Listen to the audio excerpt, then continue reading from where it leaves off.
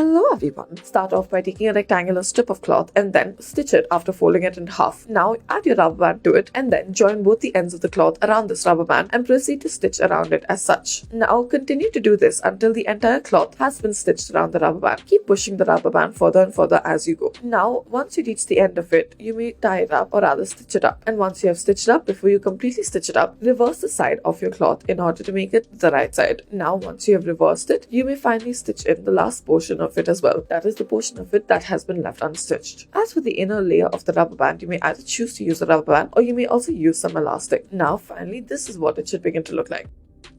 Next, we'll be learning how to make the zip bag. In order to do so, start by taking the two sections of the zipper and then begin to slightly fold it up. Take a small measurement of it and then begin to stitch it as such. Make it a square-like stitch. Keep moving it as you do so. Stitch the two of them together as such. Fold it up into half and then stitch it over once more. That is, fold the top end downwards and stitch it on top of this. This should give you this kind of shape and then close it on the top.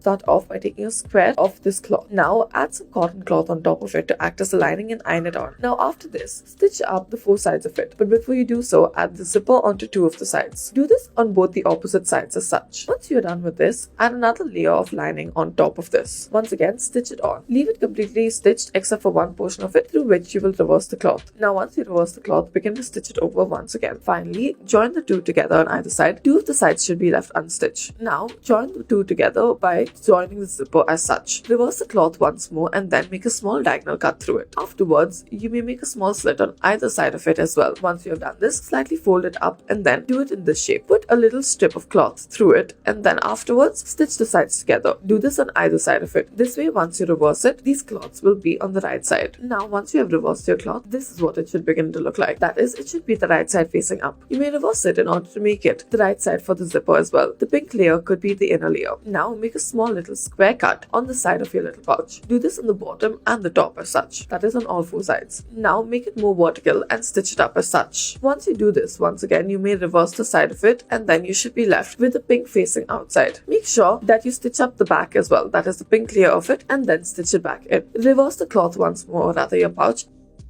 Now take this cloth and then open it up as such. Make sure that it is a little bit elastic and warm. Take a chalk, fold it into half and then trace out the shape of your hand onto it. Make it a rough trace as such. Once you are done with this, you may cut out this particular shape. Once you are done cutting it out, remove the excess and don't forget to do this out of the white lining cloth as well. This will help keep the hands all the more warmer. Now cut off the sides of it, that is the excess portions of it. Stitch it together and then reverse your piece of cloth. Once you have reversed your piece of cloth, begin to stitch it all together.